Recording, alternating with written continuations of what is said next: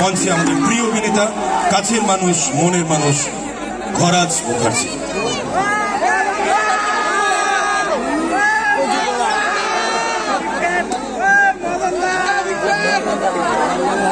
কেমন আছো সবাই? কচুপোড়া কথা হচ্ছে গোপালের মাকে তো আনি না, উনি গোপালের মা। কি কম সুখ দিয়েছিলাম, তুই পরপুরুষের হাত থেকে চলে গেলি। বিশাল মরবে শিওর। গোপালের মা বাস থেকে নেবো না, বাস থেকে নিয়ে সঙ্গে বাস হয়ে যাবে। আমি যখন প্রথম অভিনয় করতে আসলাম না, তখন আমাকে সবাই বললো যে দেখো বাবা, অভিনয় করা এত সহজ জিনিস না। অভিনয় করতে হলে অভিনয় জিনিসটা কি সেটা খুব ভালো করে জানতে হবে। তো 14-15 বছর ধরে অভিনয় জিনিসটা কি সেটা জানার চেষ্টা করলাম। তারপর বলো সেটা জানলেও হবে না, নাটক কেমন করে করতে হয় সেটা জানতে হবে। তা আমার গুরু রমাপ্রসাদ বণিক, তার হাত ধরে অনেক কিছু নাটকে শিখলাম, বেশ কিছু নাটক করলাম, করে নাটক জিনিসটা কি সেটা জানার চেষ্টা করলাম। তারপর বলে সেটা জানলেও হবে না, নাটক কেমন করে লিখতে হয় সেটা জানতে হবে। তারপর থেকে নাটক লিখতে শুরু করলাম। প্রথম দিকে বাজে হতো, তারপরে মোটামুটি হতো। তারপর থেকে এই বইমেলাতে একটা দুটো করে আমার লেখা নাটক বেরোতে শুরু করলো। এখন আমার লেখা নাটক মঞ্চস্থ হয়েছে, চলছে। করে পাওয়া 16 আনা, গজন দুজন, আরো সামনে সমস্ত নাটক তৈরি হচ্ছে। তো নাটক জিনিসটা কি সেটা জানার চেষ্টা করলাম। তারপর বলো সেটা জানলেও হবে না, গান কেমন করে করতে হয় সেটা জানতে হবে। বাড়িতে একটা ভাঙা হারমোনিয়াম ছিল, আর আমার দেশের বাড়ি বীরভূম। সেই সব দিয়ে বাউলদের গান শুনে আর এই ভাঙা হারমোনিয়ামে তালিম নিয়ে গান জিনিসটা কি সেটা জানার চেষ্টা করলাম। জানি বলছি না, জানার চেষ্টা করলাম। তারপর বলো সেটা জানলেও হবে না, গান কেমন করে লিখতে হয়, সুর করতে হয় কেমন করে সেটা জানতে হবে, তাও জানার চেষ্টা করলাম। বলো সেটা জানলেও হবে না, কবিতা কেমন করে আবৃত্তি করতে হয় সেটাও জানতে হবে। এক জীবনে কত কি জানা যায়, সম্ভব।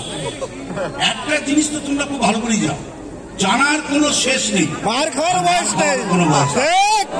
মার যদি খেতে না চুপচাপ বসে থাকতে চুপ, জানার কোনো শেষ নেই, মার খাওয়ার বয়স নেই। মার জন্য রাখতে চাও। যাই হোক, আজকে এমন সুন্দর একটা অনুষ্ঠানে এসেছি। তো আমার তরফ থেকে, আমাদের এখানে যে সমস্ত মিউজিশিয়ানস ভাইরা রয়েছেন তাদের তরফ থেকে, এই অনুষ্ঠানের উদ্যোক্তা যারা, তাদের তরফ থেকে, এই মঞ্চ যারা প্রস্তুত করেছেন, এখানে টেকনিশিয়ানস যারা রয়েছেন, এই আলোকসজ্জা যারা করেছেন, এনাদের সবার তরফ থেকে, এবং সর্বোপরি আপনাদের আর আমার মাঝে যে একটা কাঁচের দেওয়াল কিংবা একটা কাপড়ের পর্দা থাকে, সেটাকে সরিয়ে দিয়ে একেবারে আপনাদের সামনে এনে আমাকে হাজির করেছেন সেই আমার বন্ধু অভিজিতের তরফ থেকে আমাদের অন্তরের শ্রদ্ধা, ভালোবাসা, আদর, জড়াজড়ি, কোলাকুলি, প্রণাম, চুমু যা আছে সব একসঙ্গে দিয়ে দিলাম।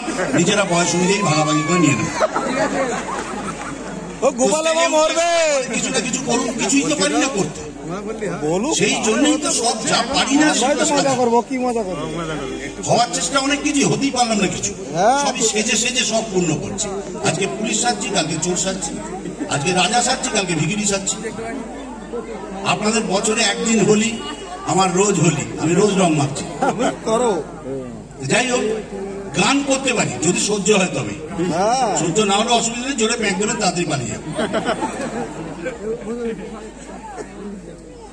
আর যদি ভালো লাগে তাহলে একটু হাততালি দেবেন, তাহলে হাঁটু কাঁপাটা একটু কমবে। এতজনকে তো দেখি না একসঙ্গে কখনো। শুরু করি? জোরে বলো হ্যাঁ, শুরু করুন। আমার প্রিয় শিল্পীর গান গাইছি। এই শিল্পীর গান গাইলে বা শুনলে মোবাইল যেরকম চার্জ হয় এরকম চার্জ হয়ে যায়।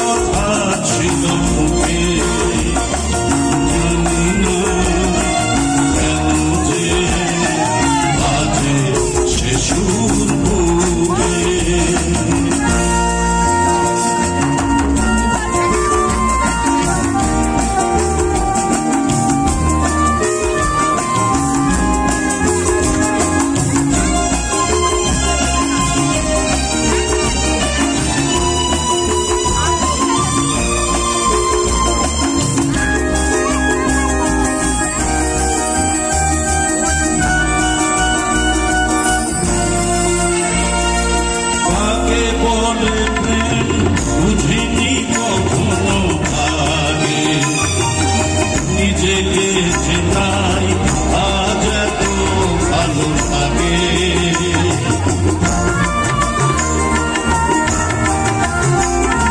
কাকে বলে প্রেম বুঝিনি কখনো আগে, নিজেকে যেতাই আজ এত ভালো লাগে।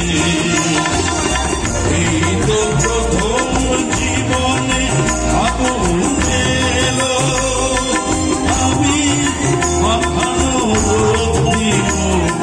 সুখে কিছু কথা ছিল চোখে, কিছু কথা ছিল মুখে, জানি না কেন যে বাজে সে সুর বুকে। কিছু কথা ছিল চোখে, কিছু কথা ছিল মুখে, জানি না কেন যে বাজে সে সুর